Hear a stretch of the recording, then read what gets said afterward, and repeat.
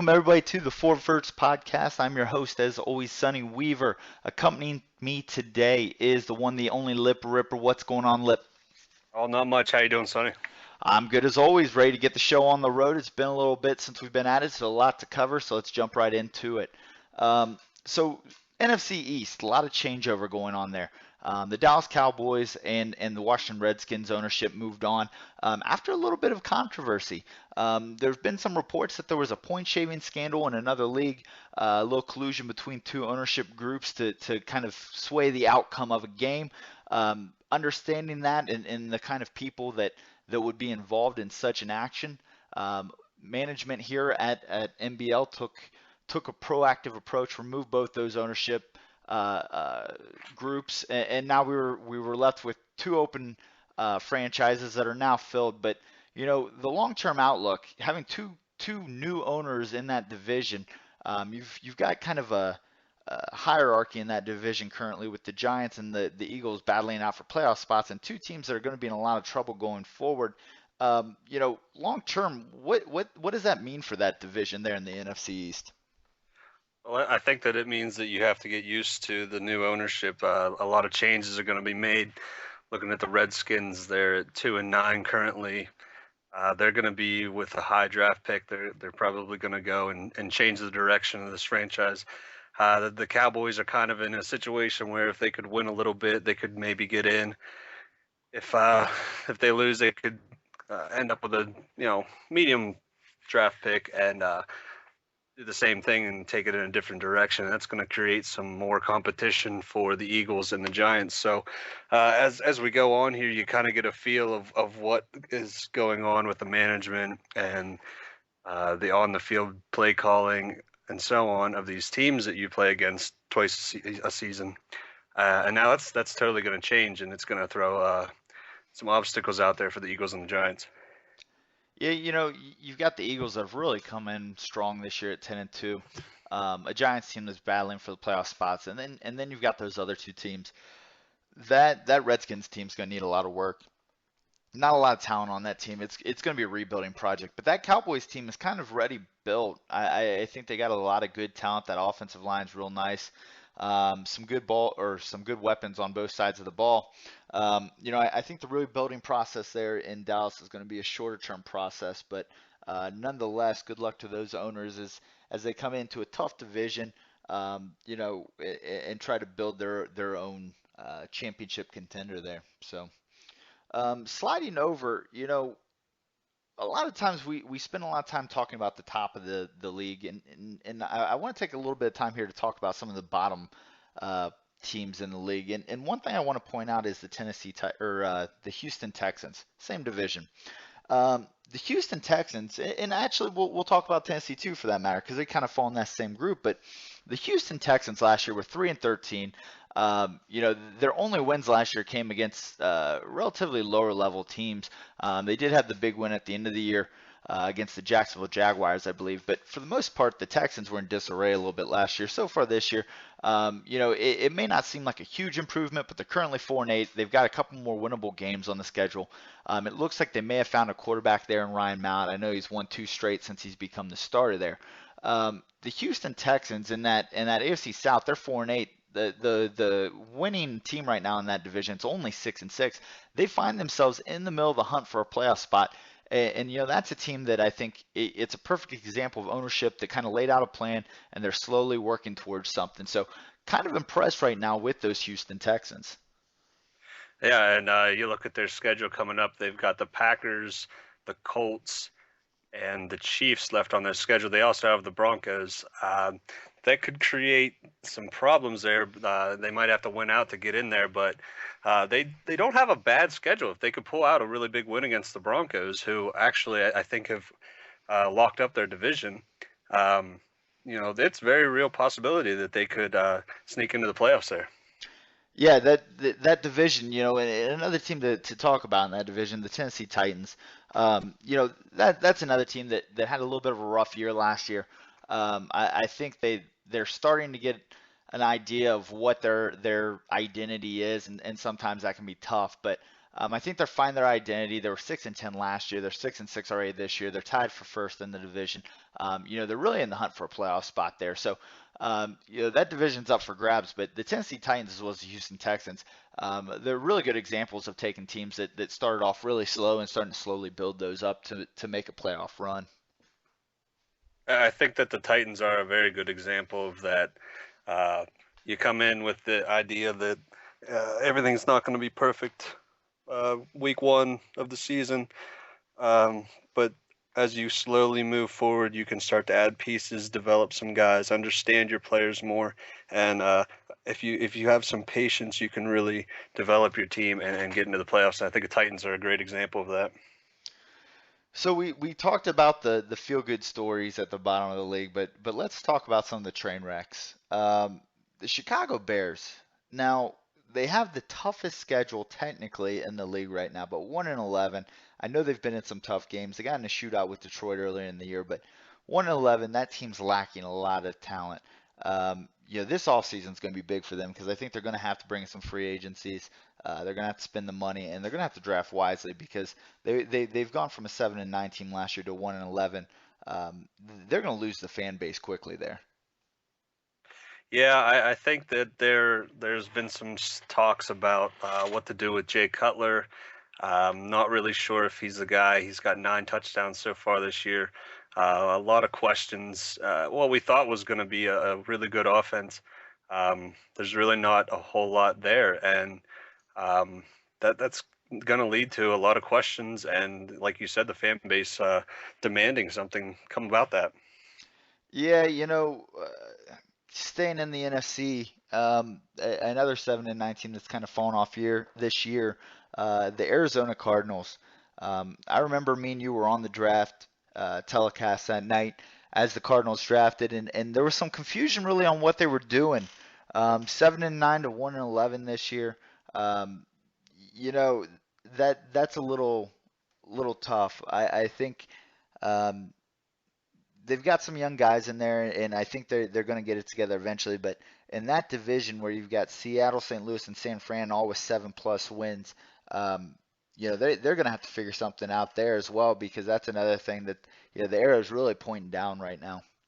Well, last year they went from Carson Palmer, who is a longtime veteran of the league, and they did some things, and they picked up T.J. Wheeler, and I think that they, at 1-10, it looks bad, but I think they may be on a good track as just playing him his entire season and letting him get the experience that he needs rather than pulling out your confidence in him. Playing him here and there, not really being consistent. I think giving him the entire season might be a good building block for seasons to come. Yep, and then we have kind of the head of the train wrecks, and that's the New Orleans Saints. Um, they go 0-16 last year, and there was talk of that big number one pick once again going back to the draft night. Um, I was personally calling for some sort of help in the linebacking core, some sort of pass rusher, something. They went with the wide receiver Nick Gordon, who's having a pretty good year, 54 receptions, 1,071 yards, 9 touchdowns. But and this goes back to what I was talking about. They're giving up the 30th most yards, or I should say the third most yards in the league. They're getting torched by the pass, giving up 233 yards a game. That's the 29th best in the league. They're just getting torched on defense, and I really wanted them to get some help on that defensive side of the ball, and it's just not there. The lack of running game is really not helping. They've got the worst running game in the league. That looks like it's going to be a big long-term building process, and that's one I hope that ownership's ready to take on because they're going to have to make some tough decisions going forward. Yeah, that running game really sticks out as you see. You don't even have one guy who's touched the ball 100 times on in that running back group. There's really nobody there that can carry the load. There's no one that can block for them. There's really not a whole lot. Drew Brees is throwing just over, and I mean just over 50% completing percentage. I mean, there's really a lot of questions everywhere you look with this team, and you're not sure what what needs done first, because there's just so many options. There's just so much that could be rebuilt. Yeah, that's gonna have to be a complete rebuild. Like I said, Nick Gordon's having a good year, but it's kind of the Detroit Lions their symptom of build around a wide receiver, but never really do anything with it. And speaking of Detroit Lions, Matthew Stafford, how about it? Once again in the hunt for the MVP. The reigning champion looks to be the front runner right now. Um, I, I'm just not sure that anybody can catch him. When you're on a team that's 11-1, and you're putting up the numbers he's putting up, is it already his? Is it already in the mail there? It's really looking like it, and if you look at the upcoming schedule, there's not a whole lot that can stand between him and um, that MVP. I mean, he's played great against the teams he should, and he's played even better against teams that you would think would give him a hard time. He's had maybe one or two games where I haven't had the greatest success, but he's still been able to be successful, and he's really putting together that MVP like season. Yeah, that's something to watch down the stretch, but it looks like it's probably going to be Stafford in a runaway there. So that wraps up around the league. What we're going to do is we're going to go ahead and take a break for shots fired with Playa. After that, we're going to come back and we're going to play our Pick'em Super Bowl game with me and Lip, and we're going to choose who we think is going to win the Super Bowl this year. Stay tuned for that.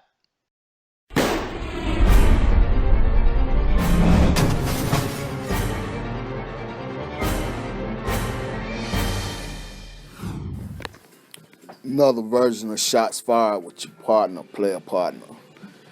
It's come to my attention that some of you don't know what take a knee means. It means if you up, opponent's out of timeouts, he ain't trying to extend the game. Take a knee is what they call the victory formation for you motherfuckers that don't know. Man, this is bullshit when motherfuckers gotta complain about motherfuckers running up scores and shit, This ain't the lobby, motherfuckers. You can't motherfucking take a knee and motherfucking get out the way. Motherfuckers is tired of this bullshit, man.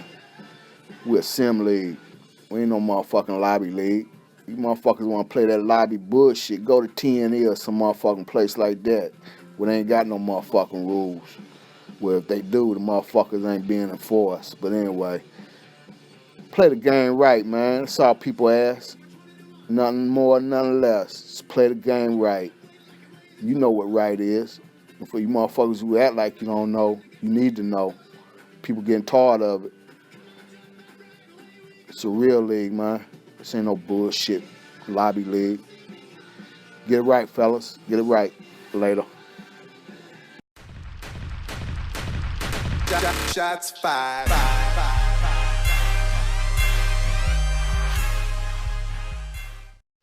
All right, we're back. Got to appreciate players' take on things. Always got something interesting to say. So we're going to go ahead and jump in here to our pick'em game. How this is going to work is Lip being the guest on the four Verts today, I'm going to let him go ahead and have the first pick. What we're going to do is we're going to assemble our own teams. Each person's going to get 5 picks. We're going to go back and forth. What we're trying to do is pick the team of the highest rated teams at the end of the year. So obviously the best would be the Super Bowl champion. The next best would be the Super Bowl runner-up and so on down the line. So I'm going to go ahead and let Lip have the first pick and tell us who he would take and why. Well, for my first selection, I am going to take the Buffalo Bills. If you look at the history of ownership there and what they're putting together this season, right now they're sitting on the edge, but there was some time missing there for the Bills owner, some questions there. But I think now that they're back, they got a clear mindset, and I think that they are going to come back, take the division from the Patriots, and eventually end up in the Super Bowl. So that was going to be one of my sneakier picks down the line. I like the pick. However, I think you passed up on the easiest pick that anybody could have given you, and that's going to be my pick with my number 1 overall Detroit Lions and the reigning MVP Matthew Stafford. If you look at that team, I think it's better they got that loss out of the way this year. I think the pressure built as they got into the playoffs last year. They had the letdown right off the start. That's not going to be an issue this year. They've got the loss out of the way. Stafford's playing great. They're starting to see a little bit of production out of Amir. The halfback they've got there. He's finding the end zone. Still not putting up a ton of yards, but he's making a little bit of a competition there in the running game. So my pick, number one overall, Detroit Lions, who also, might I add, has ownership that's got Super Bowl winning pedigree. So, since you got the first pick, I took the second pick. I'm going to go ahead and take the third pick here. My second pick for my team, I'm going to go out here and I'm going to actually go with the Philadelphia Eagles. I've got a little bit of an NFC feel to it here. I feel like the NFC is really strong this year. I like the Super Bowl champion to come out of there. My second pick would be those Philadelphia Eagles. If you look at that Eagles team, it really is a pretty balanced team. I think they've got a nice running game with DeMarco Murray. The passing game's not great, but it gets the job done. Um, I think what they're going to find is, they had the injury to Sam Bradford. Patrick's kind of just getting his feet wet. They're going to kind of slow down and ease out of some of the mistakes he's making. Um, but I really like these Philadelphia Eagles, 10-2. You know, they haven't had an easy schedule. That's a good division. They've got the third best defense in the NFL right now, the fourth best passing defense, 11th best rushing. I think that defense is dominant, and I would take the Philadelphia Eagles with my second pick. Well, since you bring up NFC and defense, I am going to go with the Panthers for my second pick. They have Yeah. the number one rushing defense, and I do believe I've stumbled upon somebody who could take that MVP away from Matthew Stafford in Panthers quarterback Cam Newton. Cam Newton has over 3,000 yards passing so far, 29 touchdowns, and only 11 interceptions. He's got his team at 9-3 currently, and whenever they win big, and whenever they uh, don't win as much from their offense, their defense holds the opposing team to low numbers, low scoring, and I think that might be a formula to win in the playoffs coming up. The Panthers. I looked at them, I considered them, but I I had one kind of problem with that team. Uh, my problem with that team is I think they're going to run into the Detroit Lions, and I don't think that rushing defense is going to help them a whole hell of a lot.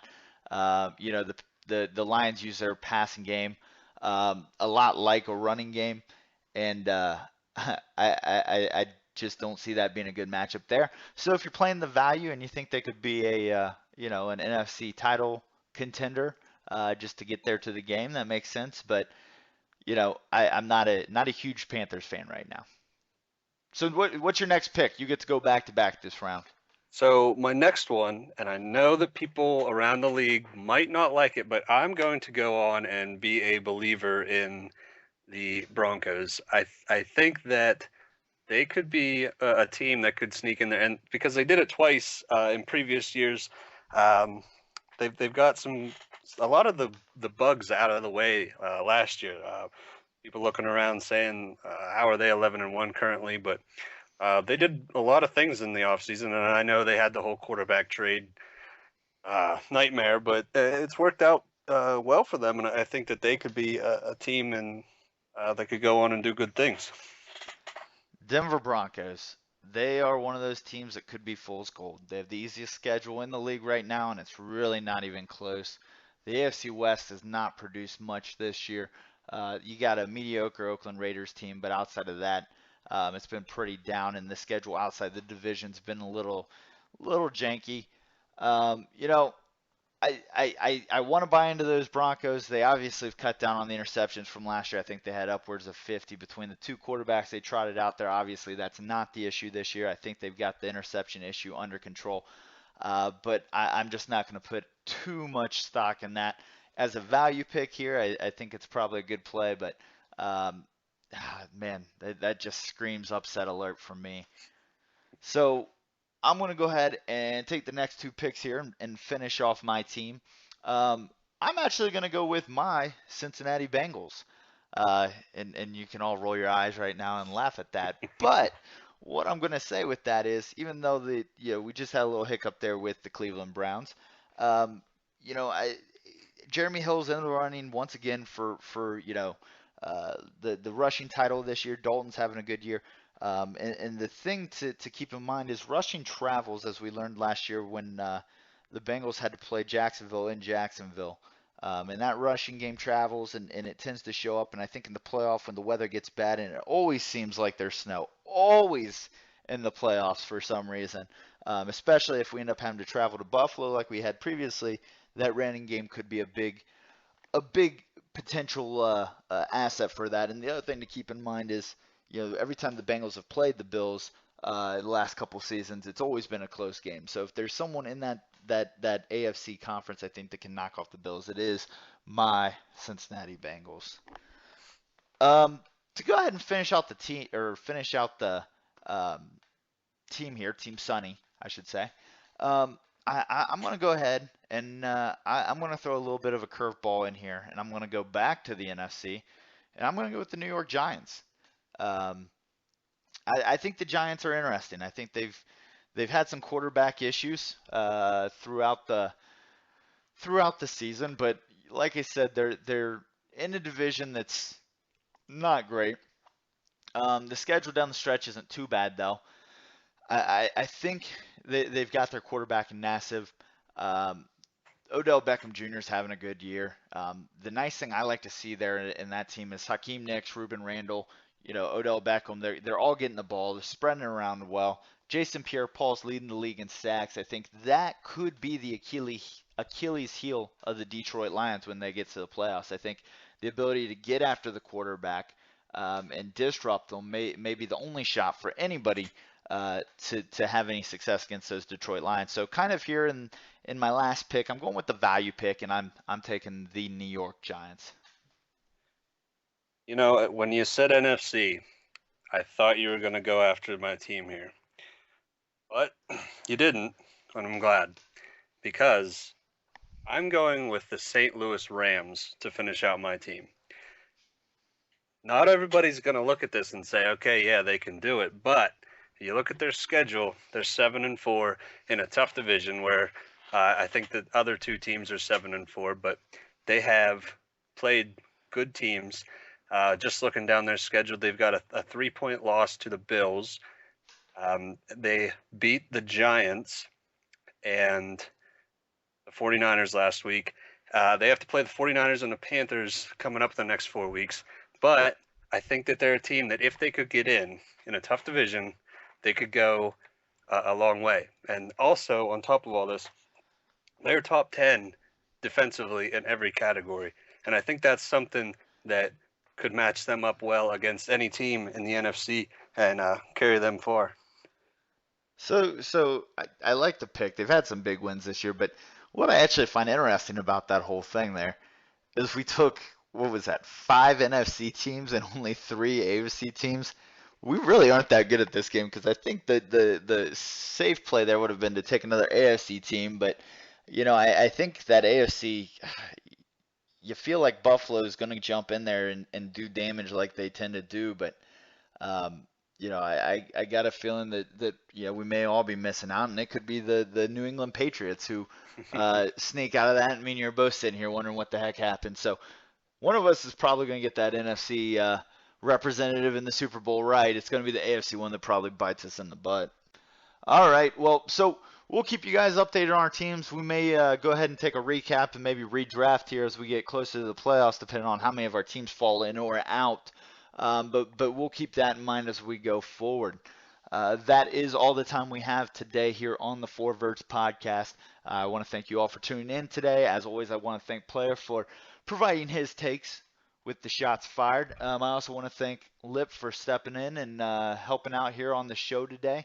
We always appreciate having him on, especially when I get to take him on in a head-to-head challenge because, I'm kind of undefeated against him this season. So we'll see if we can keep that rolling here going forward. So, Lipp, I think we're going to look to try to get you on more on the show. So I look forward to having you around a little bit more often.